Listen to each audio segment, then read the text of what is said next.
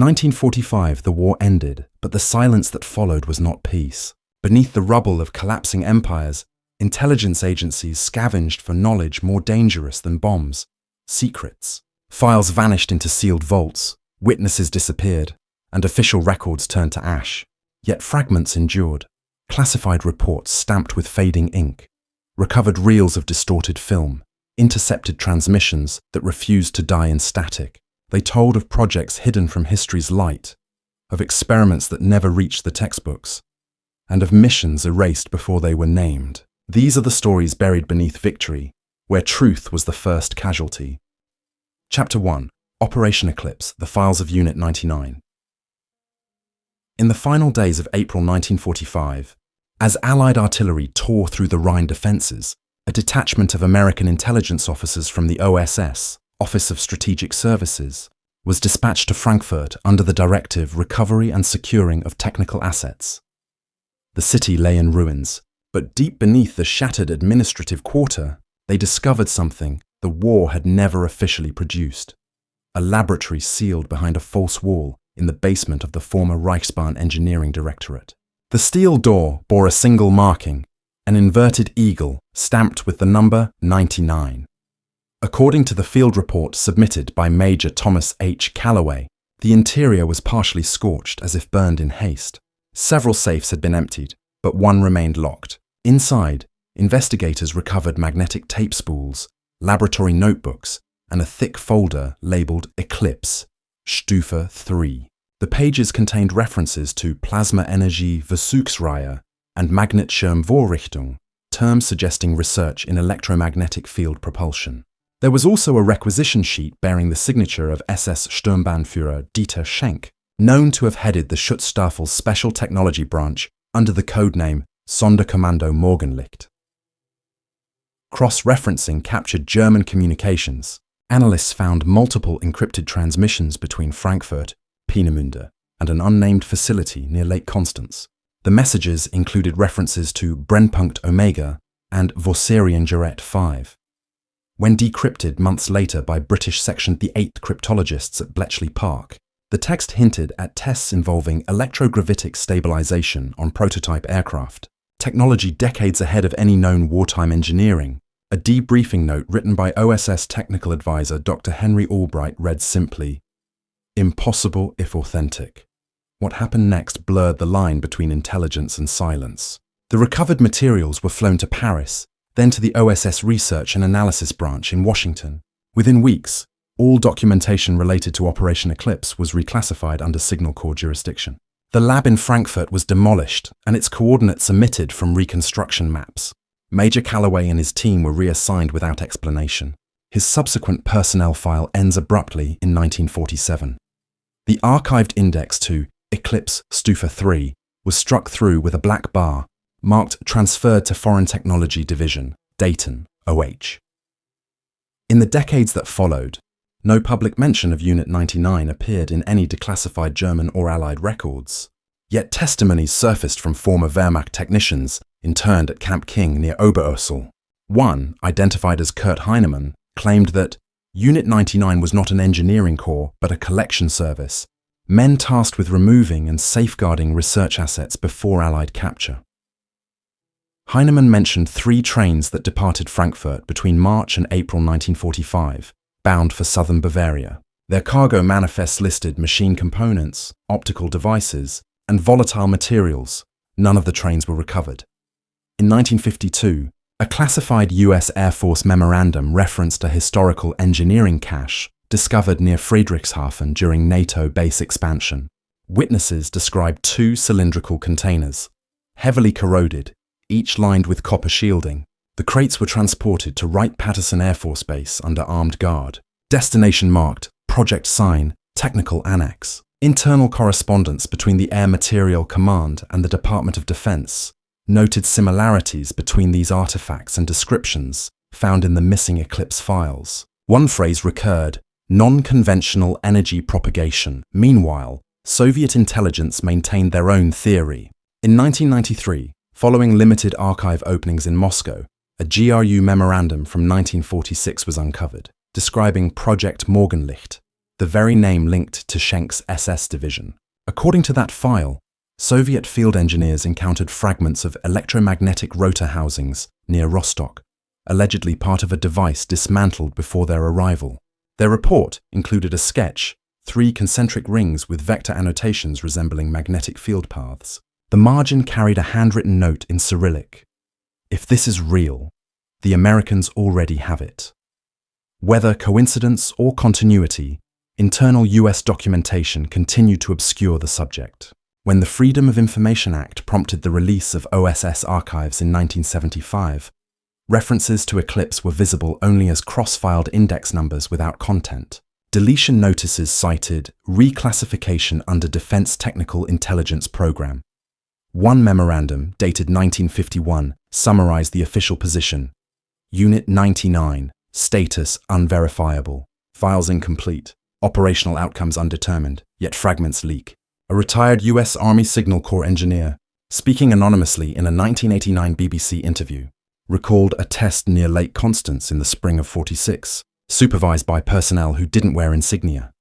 He described a low metallic hum, no visible exhaust, and a disc-shaped platform tethered by cables that vibrated until it glowed red.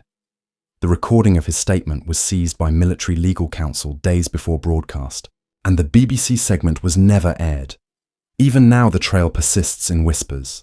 The German Federal Archives in Koblenz contain one unexplained document labelled Brennpunkt Omega, Personal Verzeichnis 1909. Its access log shows it was viewed once, in 1961 by a US liaison officer. The next entry reads, Record withdrawn, return pending authorization. It has never reappeared. Historians dismiss the story as an artifact of Cold War paranoia, a byproduct of misfiled intelligence and technological myth. Yet the absence of closure is its own evidence. Across surviving OSS inventories, there remains one unfilled placeholder. ECL 99A laboratory material. Frankfurt 1945, location unknown. Beneath that line, stamped faintly in red, are 2 words that refuse to fade. Further classified. Chapter 2. The Vanishing Convoy of the Baltic Sea. In the final weeks of April 1945, as the Third Reich collapsed under advancing Soviet and Allied forces, the Baltic Sea became a graveyard of retreating German vessels. Thousands fled through what was known as the Ostsee Evakuierung, a desperate maritime exodus of soldiers, refugees, and cargo. Amid the chaos, 3 ships departed from Gottenhafen, today's Gdynia, Poland, under sealed orders. Their names were Karlsruhe, Donau II, and Ostwind. Together, they formed a convoy designated as Nachtkron, a code name never found in official Kriegsmarine dispatches. According to post-war testimonies, their holds contained not refugees, but sealed crates marked Reichsschutzsache, nur durch Befehl der Reichskanzlei öffnen. Protected by elements of the 2nd Schnellboot Flotilla, the convoy disappeared into the fog of the Baltic and was never seen again. British codebreakers. At Bletchley Park intercepted the final enigma, transmission from Gottenhafen at 22:46 hours on April 12, 1945. The message, partially decrypted weeks later, referenced sensitive cargo and priority preservation under Nachtkron.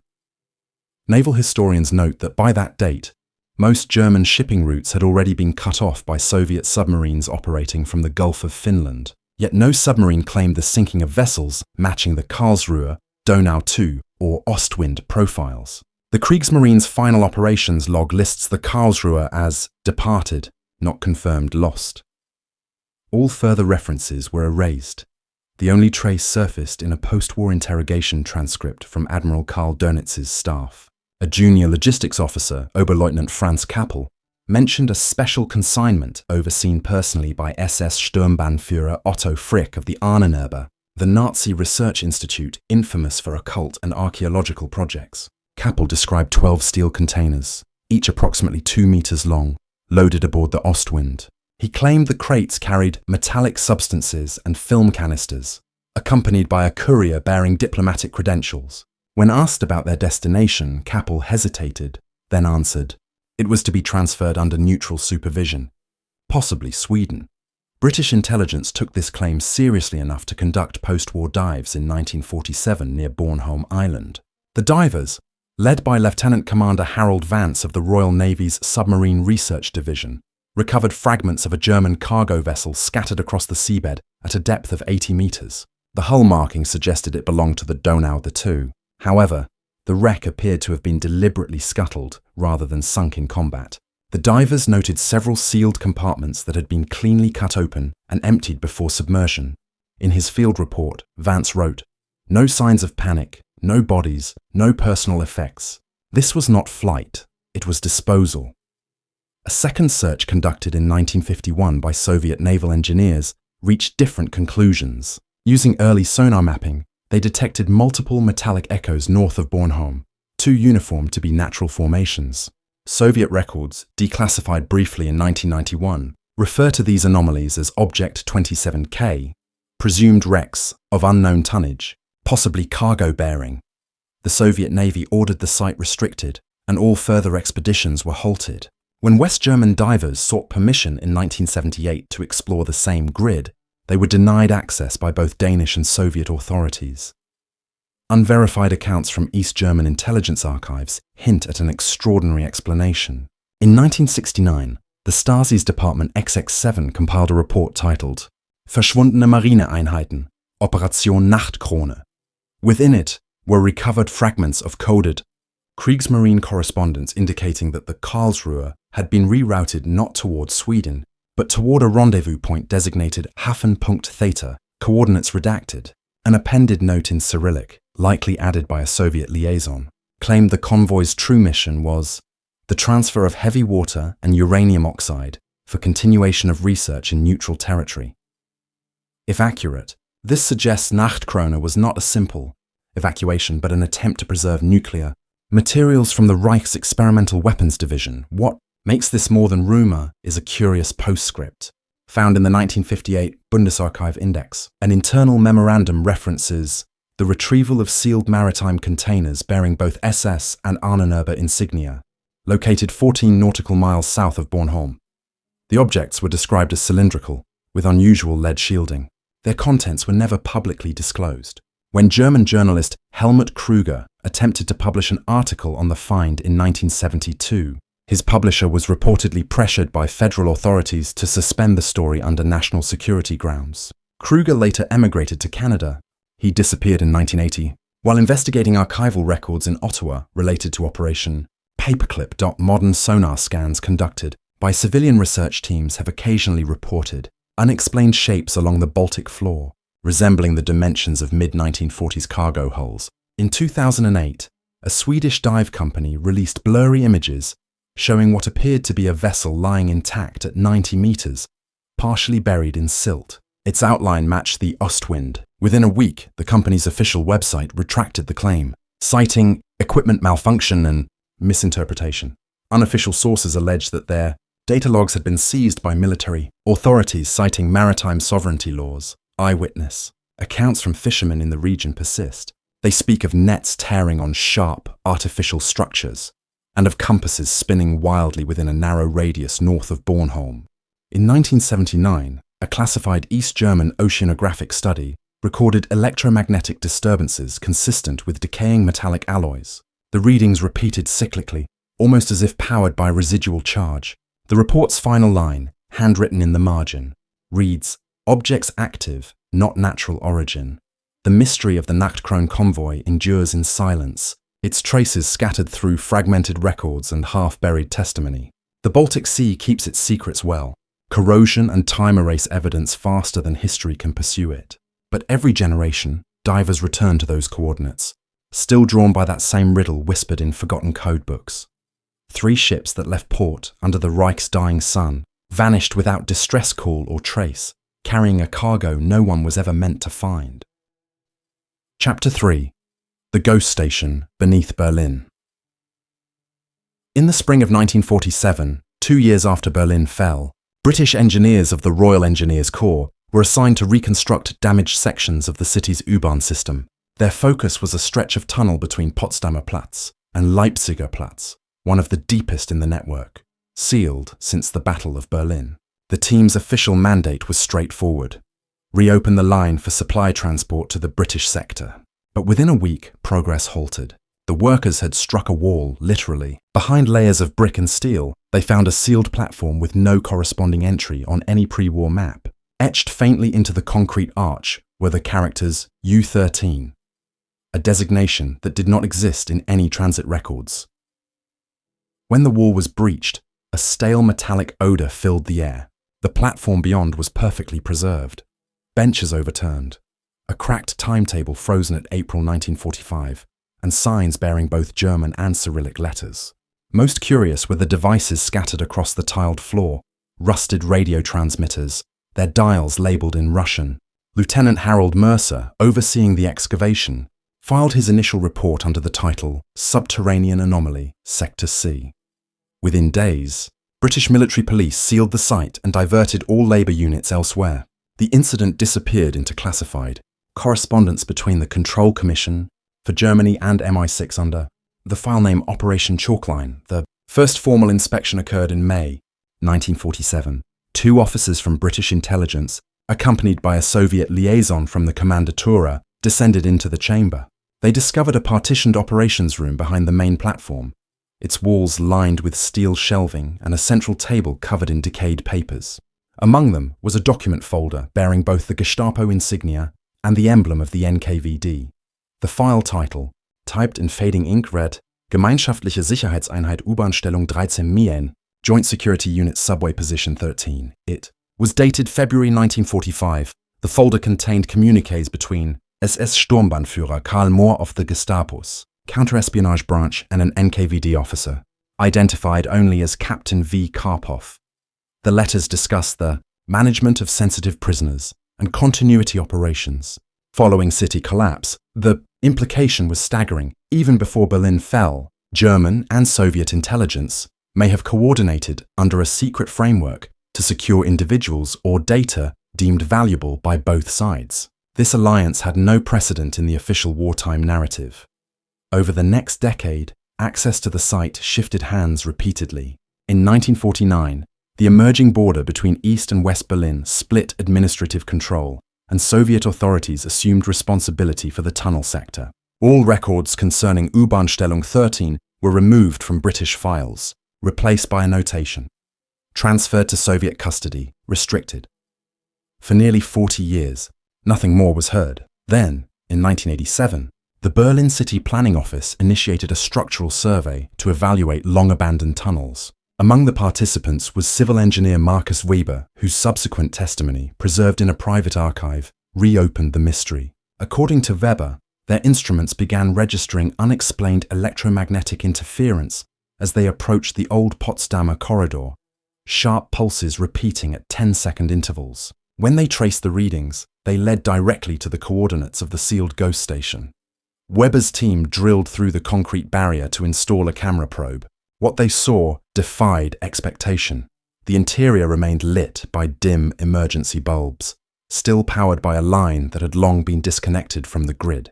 The monitors captured rows of radio sets, some faintly glowing, their vacuum tubes flickering like embers.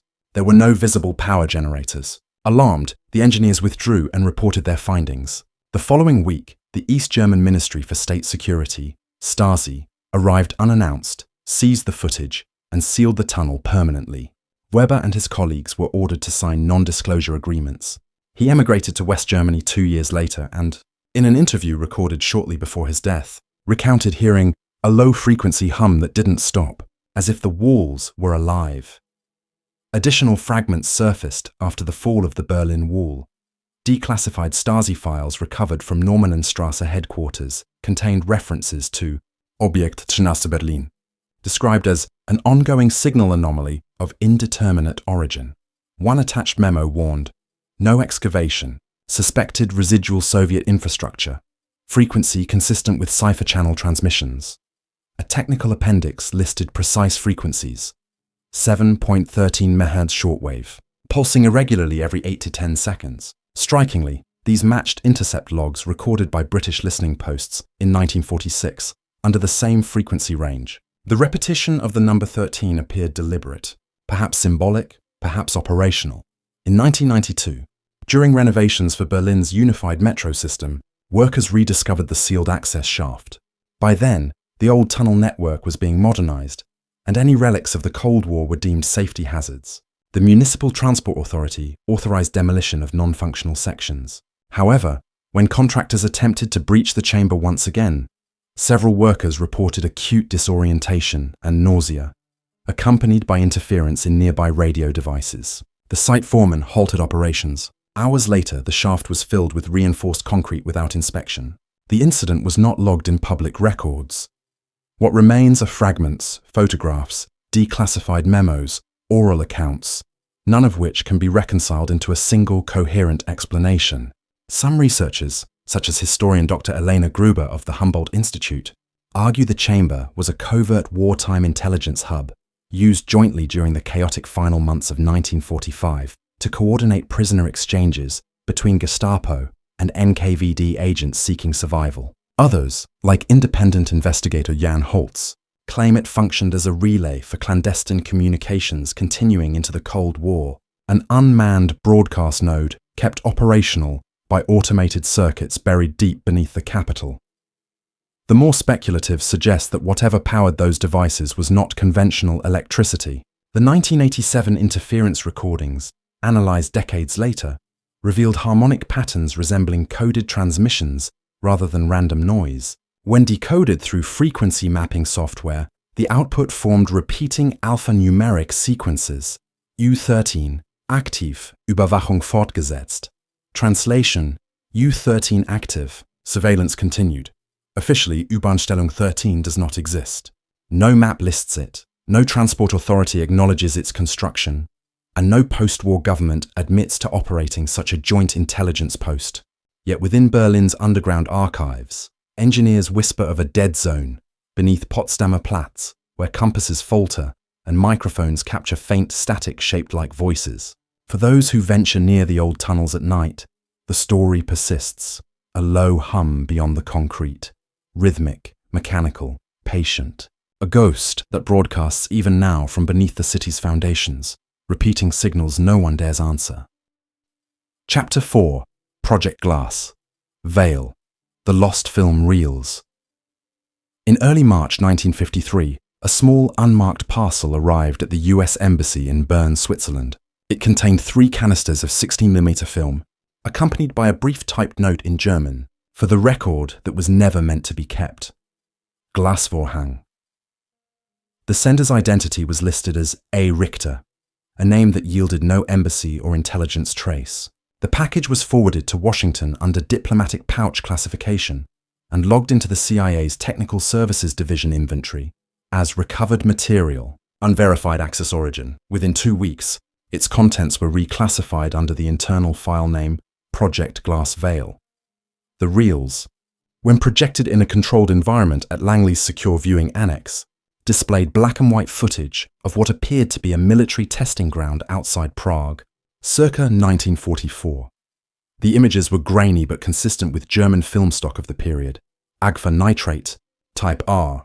The opening slate bore the marking Versuchsanstalt 12, Nebelkammerprotokoll, along with the SS Eagle and the insignia of the Reich's medical branch. The footage began with laboratory technicians wearing protective masks and armbands marked with the initials HV, believed to denote Heeresversuchsamt, the German Army Weapons Testing Office. At the 2-minute mark, the reel depicted uniformed soldiers standing within a cordoned field, surrounded by portable mist generators. A command was shouted, "Kammer frei!" and a translucent vapor flooded the scene. For several seconds, the soldiers' outlines distorted and vanished entirely. When they reappeared, they seemed to shimmer faintly, their contours blurred as though seen through water. The sequence repeated twice before the film abruptly cut to a series of close-ups of chemical apparatus labelled Kristall 9 Lösung.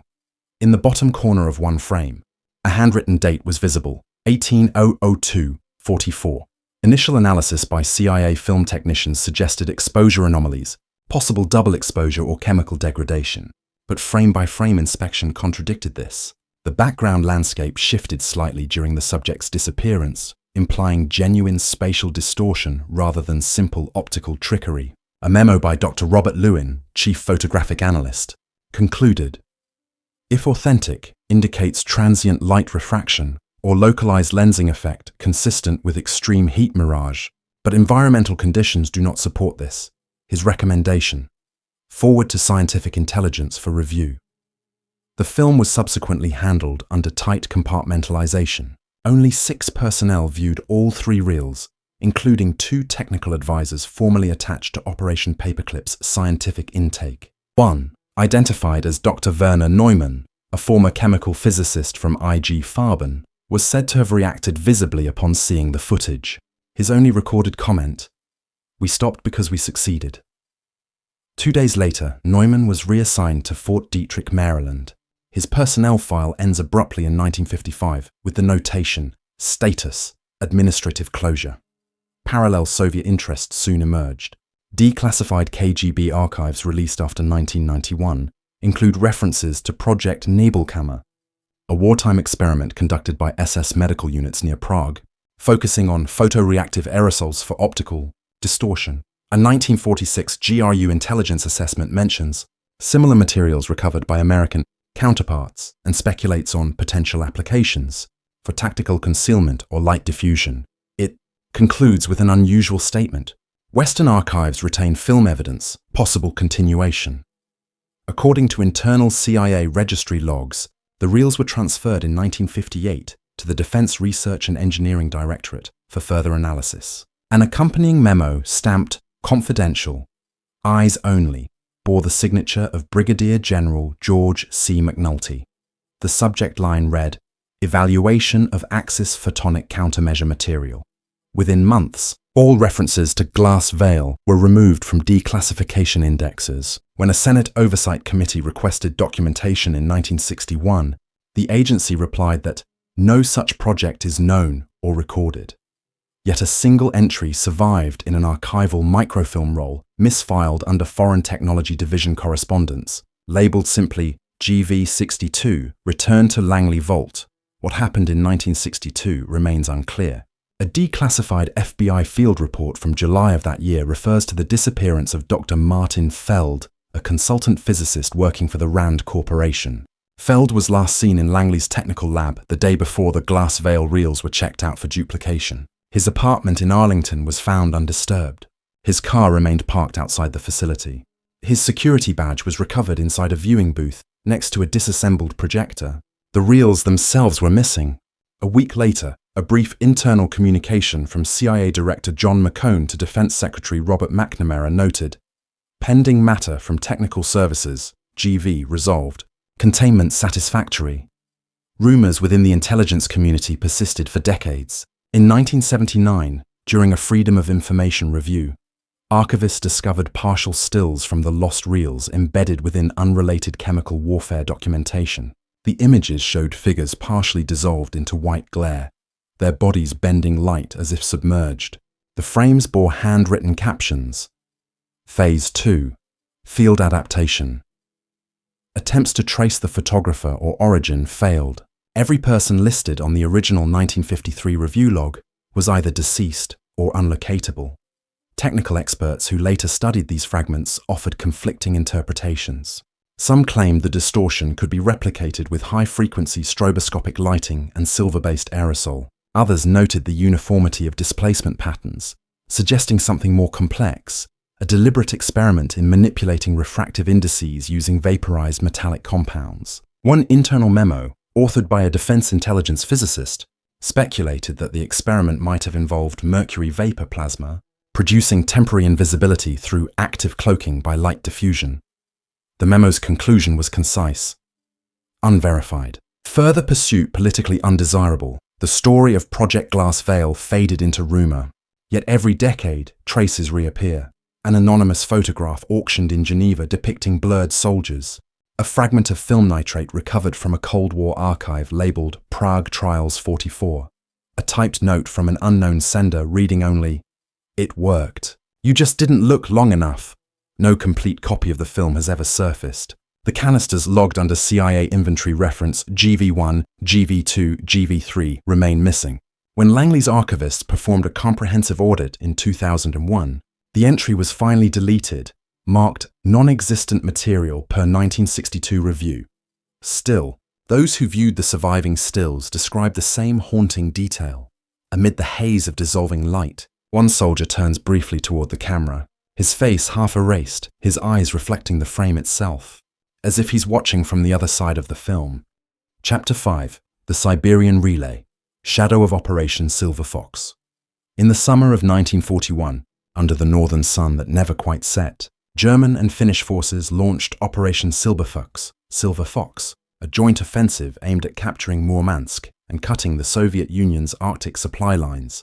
Officially, the operation stalled amid frost and attrition. Unofficially, communications logs preserved in fragmented Wehrmacht archives suggest a second layer to the campaign, one not focused on territory but on silence.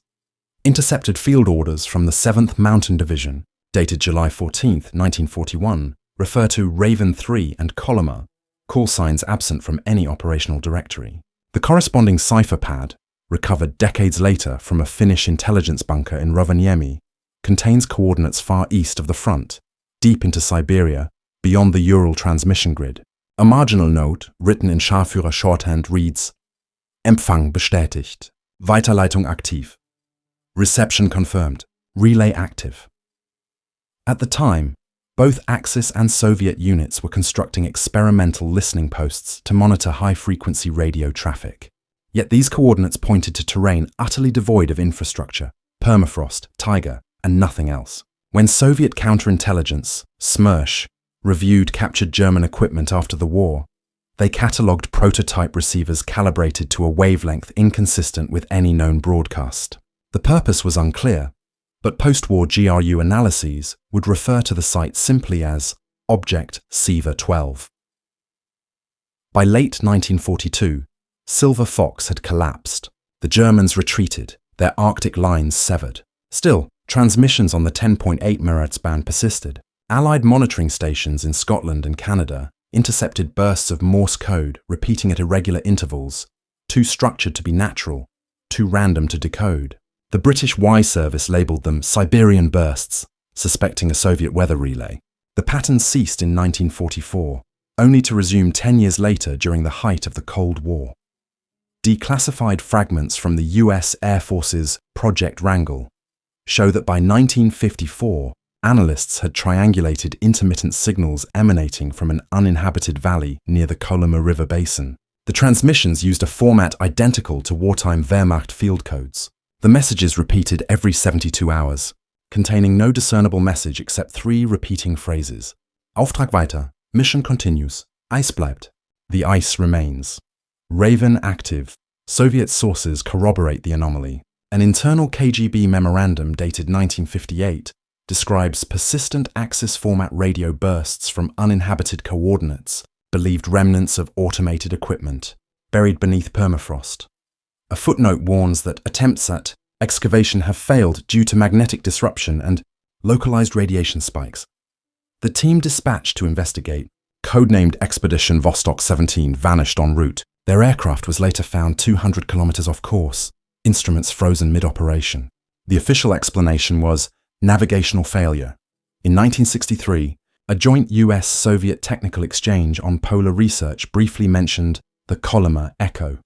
Both sides denied ownership, but their logs matched down to the minute. A declassified CIA memo titled Arctic Signal Continuity records a conversation between director John McCone and Soviet envoy Alexei Rudenko, who allegedly remarked, "You listen to it, we listen to it.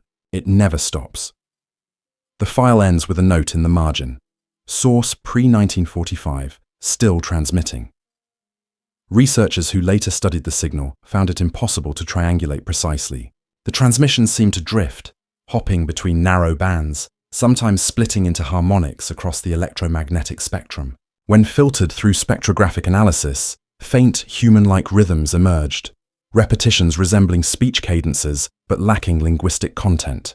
Some analysts believed it to be mechanical telemetry, others suspected a decayed automated code system still looping after 8 decades. Archaeological interest in the alleged site surged in the 1970s, when Soviet cartographers published topographic data showing unnatural geometric formations beneath the permafrost. The coordinates 67 and 19 N, 155 to gain 28 E, corresponded closely with those in the 1941 cipherpad. In 1972, a joint Soviet-American scientific survey, organized under the pretext of geological study, set out to locate the source. The mission comprised 8 members, 4 Soviet engineers, 3 US signal specialists, and 1 interpreter. They never returned. The helicopter wreckage discovered weeks later bore no signs of impact. The rotors were intact, as if the craft had simply been set down and abandoned. The onboard flight recorder emitted residual electrical noise matching the Raven 3 PAMS frequency. Following that disappearance, both governments ceased formal inquiry. The valley was restricted under Soviet decree as a geophysical hazard zone, and later marked on declassified maps as unfit for habitation. Still, the transmissions continued, fainter but never silent. In 1989, a shortwave enthusiast in Helsinki recorded the signal on analog tape. The sequence matched earlier wartime bursts exactly. 3 phrases, repeated in intervals of 2 minutes, followed by 6 seconds of static. Decoded spectrograms revealed something new, a 4th line, fragmented and low in amplitude. Abschluss nicht genehmigt. Termination not authorized. The end of the Soviet Union briefly reopened the subject. Independent expeditions to the Kolyma Basin in the early 1990s reported unexplained electromagnetic readings and melted soil layers inconsistent with the regional climate. One team recovered twisted metallic fragments inscribed with serial numbers beginning HFX-99, suggesting linkage to the elusive Unit 99 referenced in Operation Eclipse. The artifacts vanished during transit to Magadan for analysis, seized by unidentified federal security representatives. The surviving photographs show angular metallic components resembling antenna arrays, partially fused into the frozen Earth.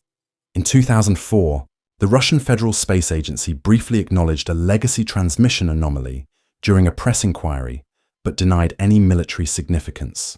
The frequency, 10.8 MHz, remains active today, though irregular, as if fading. Amateur radio operators call it the Siberian relay.